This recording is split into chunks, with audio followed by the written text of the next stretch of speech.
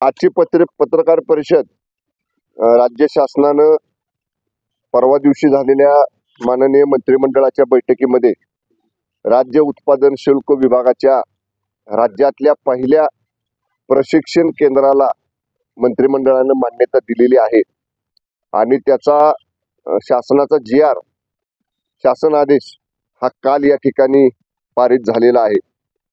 हे उत्पादन शुल्क विभागातलं राज्यातलं पहिलं प्रशिक्षण केंद्र आहे। मी या संदर्भातला प्रस्ताव गेली वर्ष झालं म्हणजे या विभागाचा मी पदभार स्वीकारल्यानंतर सातत्यानं याच्यासाठी प्रयत्न करत होतो। कारण मुळातच राज्याच्या उत्पन्नामध्ये भर घालणारं तिसरं सगळ्यात मोठं विभाग कुठला असेल तर तो उत्पादन शुल्क विभाग आहे। गेल्या वर्षी साधारणतः 21,000 कोटी रुपयांचा महसूल या विभागानं राज्य सरकारकडे संकलित केला आणि या वर्षी आम्हाला उद्दिष्ट 24,000 कोटी रुपयांचं दिलेलं आहे।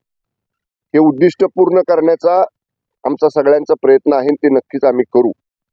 पण एक गोष्ट आहे म्हणजे मला जी जाणवली या विभागाचा पदभार स्वीकारल्यानंतर की एवढं उत्पन्नाचा स्रोत निर्माण करून देणारा विभाग असताना सुद्धा या विभागाचा जवळजवळ सगळा म्हणजे युनिफॉर्म फोर्स तर आमचा आहेच, म्हणजे आमचा सुद्धा वर्दीतला हा विभाग आहे।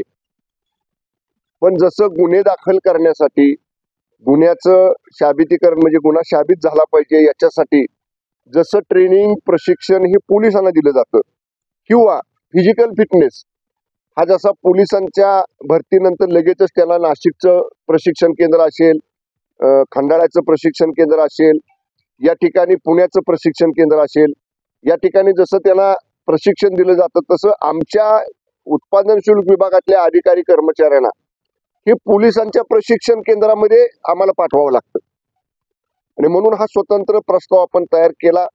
माननीय मुख्यमंत्री महोदय जेव्हा मागच्या महिन्यामध्ये उत्पादन शुल्क भवनच्या उद्घाटनाला मुंबईमध्ये आले होते तेव्हा मी त्यांना आग्रह केला, विनंती केली आणि माननीय शिंदे साहेबांनी त्याच कार्यक्रमामध्ये ताबडतोब मंत्रिमंडळापुढे हा प्रस्ताव आणा म्हणून आदेश केले, त्याप्रमाणे आपण तो आणला। एकूण हा उत्पादन शुल्क विभागाचा जो काही प्रशिक्षण केंद्राचा खर्च आहे तो 348 कोटी रुपयांचा आहे। 50 एकर जागेमध्ये आपण अत्यंत अत्याधुनिक अशा पद्धतीचं हे प्रशिक्षण केंद्र करतोय। याच्यामध्ये आपल्याला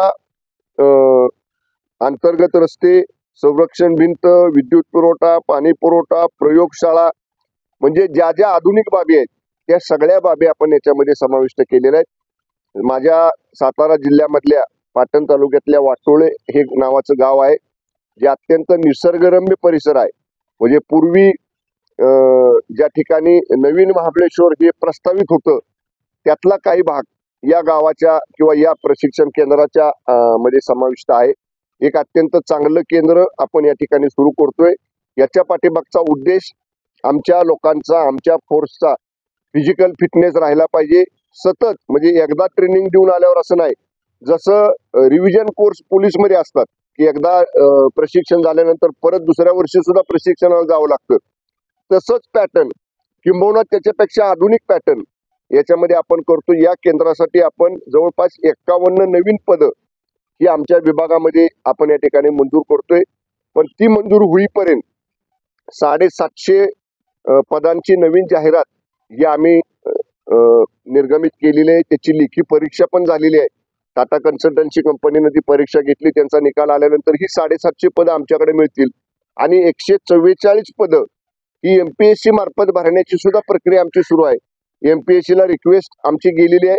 जेव्हा ती 144 पदं आणि ही 750 पदं म्हणजे जवळपास 900 पदं ही आमच्याकडे नव्याने येतील, त्यातली मॅक्झिमम पदं ही या 51 पदांमध्ये आम्ही कशी ऍडजस्ट करता येईल त्याचाही आमचा प्रयत्न आहे। एक महत्वाची गोष्ट, स्वतंत्र सायबर सेल आमच्या विभागामध्ये पहिल्यांदा आपण या प्रशिक्षण केंद्रामध्ये चालू करतोय। आपण जर पाहिलं तर परराज्यातनं जी दारू म्हणजे आपण म्हणतो गोवा बनावटीची जी दारू परक्या राज्यातनं येते आणि त्याच्यावर हित लेबल लावून ती हित विकली जाते आणि त्याच्यामुळं जे लायसन होल्डर दुकानदार आहेत त्यांच्या अधिकृत ज्यांना लायसन दिलंय त्यांच्या विक्रीवरती विपरीत परिणाम बनावट दारूमुळे होतो। तर त्याचं ट्रेसिंग आणि ट्रॅकिंग करण्यासाठी आपण स्वतंत्र सायबर सेल पहिल्यांदा राज्य उत्पादन शुल्क विभागात या केंद्रामध्ये आपण या ठिकाणी प्रस्तावित केलेला आहे. कालच GR झालाय. अजून जरी आचारसंहिता लागायला 1-2 दिवस अवधी असला तरी आज किंवा उद्याच माझ्या विभागाच्या सगळ्या अधिकाऱ्यांची मी याच्यासाठी बैठक घेतोय आणि तातडीनं पुढच्या सगळ्या प्रक्रिया म्हणजे ह्याचं डिझाईन फायनल करणं, ह्याची जागा ताब्यात घेणं आणि जागा सुदैवानं ही 50 एकर जागा राज्य सरकारची आहे. सातारा जिल्हाधिकाऱ्यांनी शासनानं ही केंद्र मंजूर केल्या ही जागा हस्तांतर करण्याला महसूल विभागाने माननीय महसूल मंत्री विखे पाटील साहेबांनी तशा सूचना या जिल्हाधिकारी साताराला दिलेल्या आहेत. मी सुद्धा तिथला पालकमंत्री आहे आणि ती जागा सुद्धा आमच्याकडे ताबडतोब हस्तांतर होईल. त्यामुळे कुठली तांत्रिक टेक्निकल अडचण याच्यामध्ये नाही. तूर्त बजेट प्रोव्हिजन होण्याच्या अगोदर एकूण 348 कोटी रुपयाचा जो खर्च आहे त्यातले 25 कोटी रुपये माझ्या विभागाला जो नियतवय उपलब्ध आहे त्या नियतवयामधनं काम सुरू करण्यासाठी 25 कोटी रुपयाची तरतूद माझ्या विभागाने याच्यासाठी केलेली आहे. राज्यातलं पहिलं राज्य उत्पादन शुल्क विभागाचं प्रशिक्षण केंद्र हे मंजूर झालेलं आहे आणि लवकरच त्याच्या कामाला देखील सुरुवात होईल. धन्यवाद. 348 कोटी एकूण 348 कोटी रुपयांचा आमचा आराखडा आहे आणि अजून कालावधी आम्ही 1.5 वर्षाचा दिलेला आहे. 18 महिन्यांचा कालावधी आहे. परंतु सगळ्या गोष्टी मान्यता घेणं म्हणजे बांधकामाचे परवाने घेणं, त्याचं हाय पॉवर कमिटीकडे तो प्रस्ताव जाणं, ह्या सगळ्या गोष्टींना जरी थोडा वेळ लागणार असला तरी 1.5 ते 2 वर्षाच्या आत हे केंद्र कार्यान्वित होईल अशा पद्धतीनं आम्ही काम करू.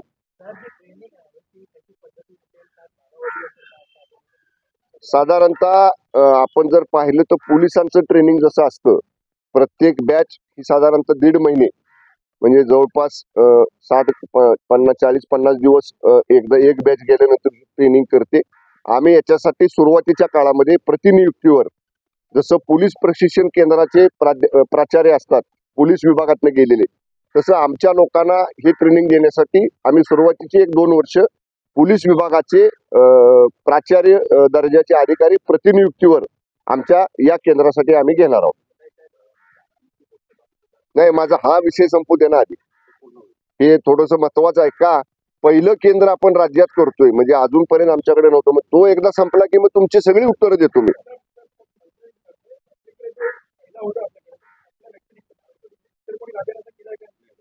नाही, बहुतेक माझी इतर राज्यांची तर माहिती मी घेतली नाही.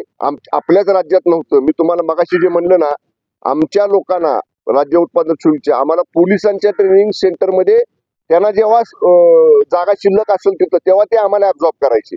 म्हणून आता आमचं स्वतंत्र होतंय. एक वेगळं चांगल्या पद्धतीचं प्रशिक्षण पण मिळेल आणि वेगळी शिस्त. आणि नक्कीच हे प्रशिक्षण केंद्र झाल्यानंतर आमच्या राज्य उत्पादन शुल्क विभागाची अधिक कार्यक्षमता दिसेल आणि उत्पन्न सुद्धा वाढवायला याच्यामध्ये उपयोग होईल.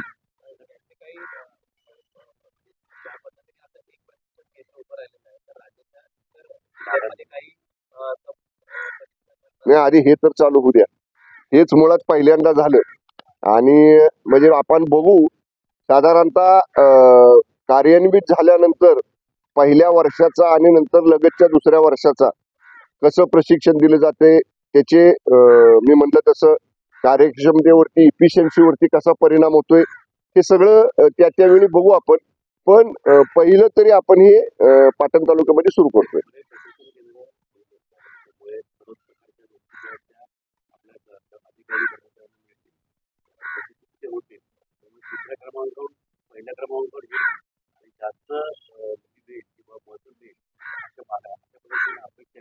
नाही, हे बघा, 3रा क्रमांक एवढ्यासाठी मी म्हटलं की आपण प्रॅक्टिकल विचार केला पाहिजे. पहिला विभाग आहे जीएसटीचा, म्हणजे त्यांना कोणीच ओव्हरटेक करू शकत नाही. जीएसटीचा रेव्हेन्यू हा पहिल्या क्रमांकावर असतोच. आणि दुसरा जो आहे तो स्टॅम्प्स आहे. म्हणजे जे काही व्यवहार होतात, जे काही स्टॅम्प ड्युटी वेगवेगळ्या व्यवहारांसाठी भरावी लागते. त्यामुळे या 2 सगळ्यात मोठ्या डिपार्टमेंटला ओव्हरटेक करण्याचा प्रश्नच नाही. पण 3ऱ्या क्रमांकाचा जरी आमचा विभाग असला तरी आपण बघितलं आतापर्यंत गतवर्षीच्या तुलनेत साधारणतः 9% आम्ही रेव्हेन्यू वाढवलेला आहे. आणि मला खात्री आहे आता जो शेवटचे 15 दिवस आहेत आम्ही कालच मी बैठक घेतली परवा दिवशी माझ्या विभागाची सगळे उपायुक्त आयुक्त या सगळ्यांना बोलवून जे काय उद्दिष्ट आम्हाला 24,000 कोटीचं दिलेलं आहे ते 100% पूर्ण करण्याचं टार्गेट मी परवाच कालच्या बैठकीमध्ये दिलं. त्यामुळं नक्की मी आपल्याला सांगेन, म्हणजे तुम्ही मला उत्पन्न वाढीचं विचारलं. आतापर्यंत एमपीडीए जे गुन्हे व्हायचे आमच्या विभागामार्फत, एमपीडीएचे गुन्हे हे आतापर्यंत पोलीस करायचे, आमच्या विभागातनं कधीच केले नव्हते. मी या विभागात आल्यानंतर मी सगळे एसपीना सक्त आदेश दिले होते. पहिल्यांदा, दुसऱ्यांदा, तिसऱ्यांदा जर आढळला अवैध व्यवसाय, अवैध दारूच्या बाबतीतला, तर सरळ त्याच्यावर एमपीडीएचे गुन्हे दाखल करा. 31 केसेस मी या विभागाचा पदभार घेतल्यापासून 31 केसेस एमपीडीचे आपण केल्या. याच्यापूर्वी मला काय म्हणायचं नाही, पण याच्यापूर्वी अशा केसेस झालेल्या नव्हत्या. परत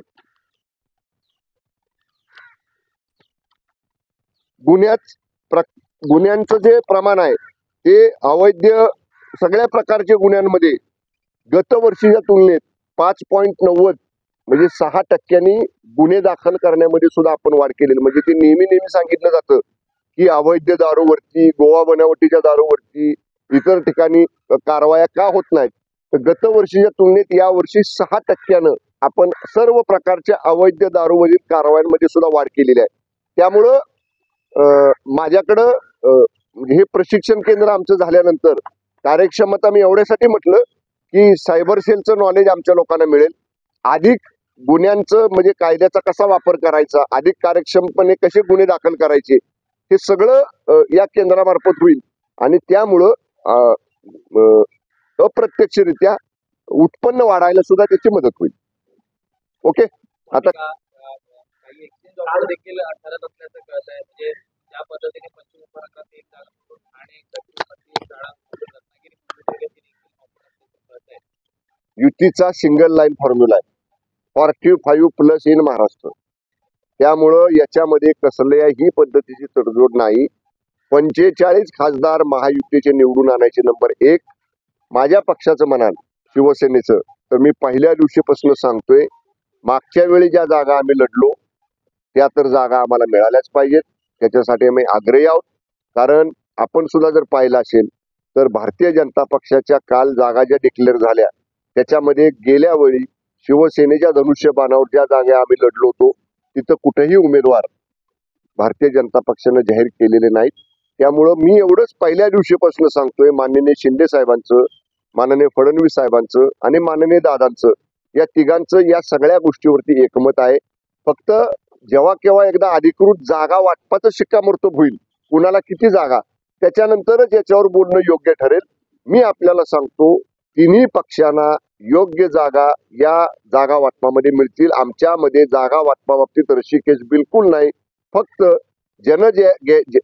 ज्या पक्षानं ज्या जागा लढल्या निवडणुकीमध्ये, ज्या निवडून आणल्या, त्याच्यावरती आम्ही ठाम आहे. आणि रत्नागिरी, सिंधुदुर्ग ज्या 2 जागा आहेत यासाठी शिवसेना आग्रही आहे. त्या संदर्भात काही एक्सचेंज ऑफर करणार आहात का, की ठाणे आणि रत्नागिरी, सिंधुदुर्ग हवेत आहेत, त्या जागी काही ठाणे हा स्वतः माननीय मुख्यमंत्री एकनाथजी शिंदे साहेबांचा जिल्हा आहे. गेली 2.25 वर्ष त्या जिल्ह्याचा मी पालकमंत्री आहे. शिवसेनेचं संघटन तिथं मजबूत आहे. त्यामुळं एक्सचेंज ऑफरचा प्रश्नच निर्माण होत नाही. परंतु तरी पण मी सांगितलं, आम्ही लहान कार्यकर्ते आहोत, आम्ही लहान आहोत पक्षामध्ये. पक्षाचा अंतिम निर्णय, जागा किती घ्यायच्या, एकाच्या बदल्यात एखादी जागा दुसरी एक्सचेंज करायची का, याचा सगळा अधिकार आमच्या पक्षानं कार्यकारिणी बैठकीत माननीय मुख्य नेते आणि मुख्यमंत्री एकनाथजी शिंदे साहेबांना दिलेला आहे. पण मध्यंतरी आम्ही सर्व मंत्री महोदयांनी माननीय शिंदे साहेबांची भेट घेऊन त्यांना आग्रह केलेला आहे की 2019ला जेवढ्या जागा मिळाल्या होत्या तेवढ्या तरी जागा किमान या शिवसेनेला मिळाल्या पाहिजेत. आणि हा आग्रह भारतीय जनता पक्षाच्या केंद्रीय नेतृत्वाकडे पक्षाच्या वतीनं आपण धरावा, अशी विनंती आम्ही आमच्या मुख्य नेत्यांना केलेली आहे.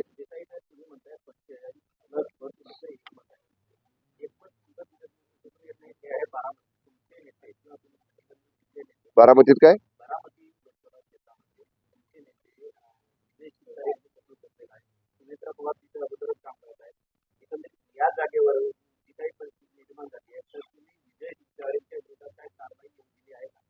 विजय शिवतरे साहेब आमच्या पक्षाचे माजी राज्यमंत्री आहेत.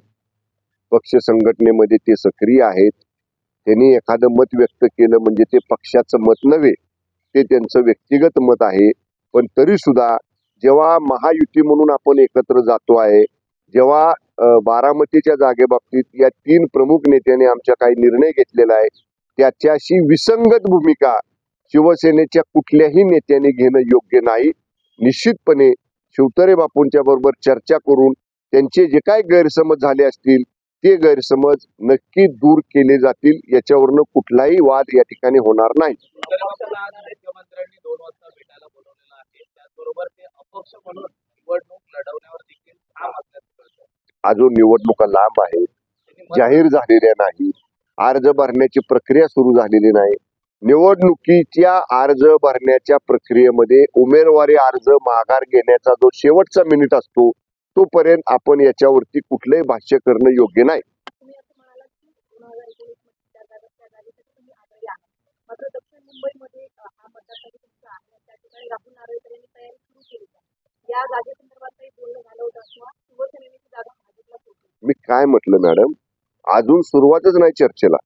आम्ही अंतर्गत चर्चा केलेली आहे आमच्या पक्षामध्ये. आमच्या पक्षामध्ये काय अंतर्गत चर्चा झाली की आपल्याला ज्या 22 जागा आपण लढवल्या होत्या त्या आपल्याला मिळाल्या पाहिजेत. मग 22 जागेवरती उमेदवार कोण याची सुद्धा आमची अंतर्गत चर्चा आहे ना, ती आम्ही जाहीर करू शकत नाही बाहेर. पण जोपर्यंत जागा आमच्या 22च्या 22 आम्हाला मिळत नाही तोपर्यंत इतर कुणी तयारी करू शकत नाही. तयारी कुणी करू नये असं कोण म्हणू शकत नाही.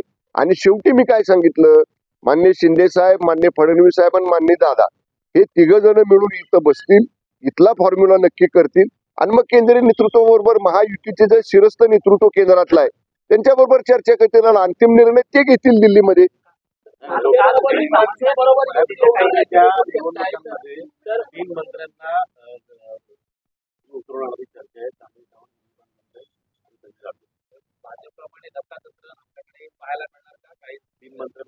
धक्का तंत्र असेल तर ते अगोदर सांगायचं नसतं, मग त्या धक्क्याची तीव्रता जाणवत नाही. त्यामुळं जर असं काय आतमध्ये चर्चा सुरू असेल तर मला माहित नाही. ती चर्चा जोपर्यंत धक्का बसत नाही तोपर्यंत कळणार नाही.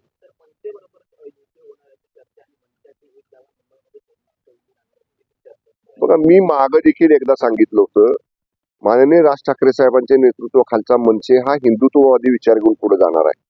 माननीय स्वर्गीय बाळासाहेब ठाकरे साहेबांचे विचार, हिंदुत्वाचे विचार हे घेऊन पुढे जाणारा मनसे पक्ष आहे.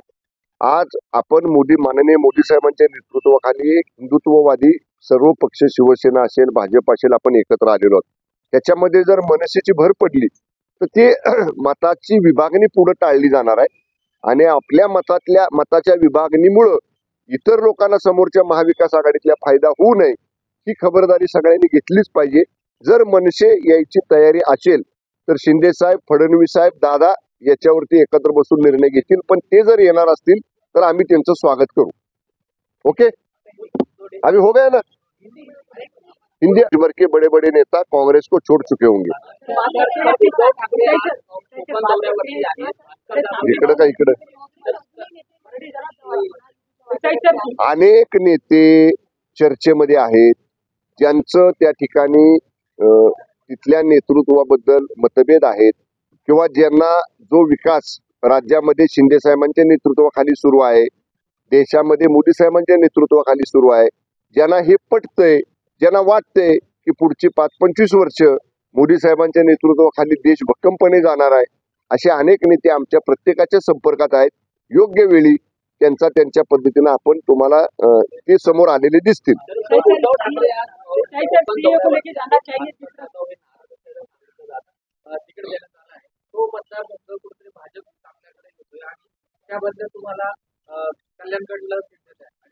कल्याण आमचीच आहे, आमच्याकडे काय देत आहे, ठाणे पण आमचीच आहे.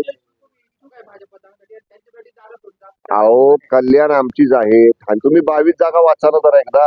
आम्ही गेल्या वेळी जे लढलो होतो ना 2019ला, त्या 22 जागेवर आम्ही ठाम आहे.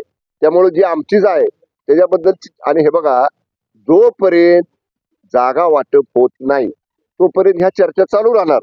ही घेतली, ती दिली, ती घेतली, ही दिली, ह्या बाहेरच्या चर्चा आहेत. त्याच्यामुळे जोपर्यंत याच्यावर अधिकृत शिक्कामोर्तब होत नाही त्याच्यावरती मंत्र्याने तरी बोलणं योग्य नाही. संजय निरुपम मुंबईतील 2 जागेवर भाजपकडे उमेदवार आहे तो जाहीर करण्यात लवकरच येईल.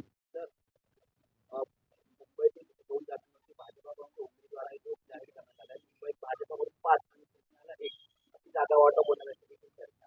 अजून एकच जागा जी भाजपकडे होती ती मी काय सांगितलं सुरुवातीला, आम्ही ज्या 22 जागा धनुष्यबाणावर लढलो होतो त्याच्यापैकी एकही जागा भारतीय जनता पक्षाच्या उमेदवारची पहिली यादी आली त्याच्यामध्ये जाहीर झालेली नाही.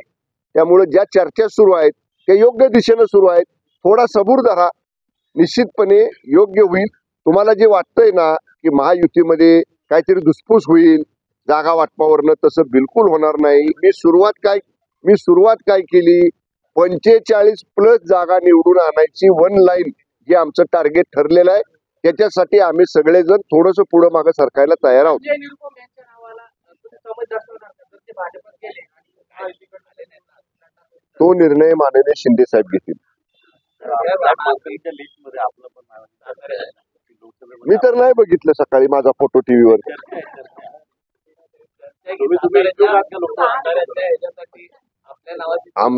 आमची जागा साताऱ्याची भारतीय जनता पक्ष लढतो. ही जागा आहे भारतीय जनता पक्षाकडे. मी काय सांगितलं, ज्या जागा आम्ही लढलो 22 जागा ज्या आम्ही लढलो त्यात माझी जागा नाही गेल्या वेळी लढलेली. हाजी बोले.